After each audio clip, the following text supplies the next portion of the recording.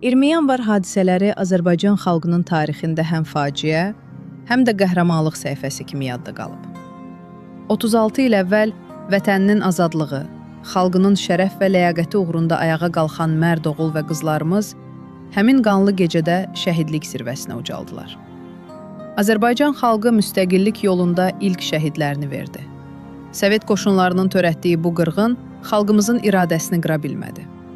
Ümummilli lider Heydər Əliyev faciənin siyasi hüquqi qiymətini verərək xalqımızın haqq səsini dünyaya çatdırdı.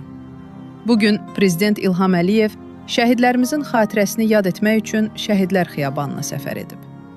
Dövlətimizin başçısı əbədi məşəl abidəsinin önünə əklil qoyaraq Azərbaycan Respublikasının dövlət himni səsləndirilib.